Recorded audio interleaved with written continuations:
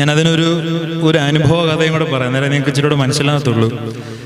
ഈ പറഞ്ഞ ഷമ്മാശനായിരിക്കുന്ന സമയത്ത് തന്നെ ഞാൻ നമ്മുടെ ഒരു പള്ളിയിൽ നിന്ന് കുറേ കുഞ്ഞുങ്ങളെ കൊണ്ട് തൃശ്ശൂർ ടൂറിന് പോയി.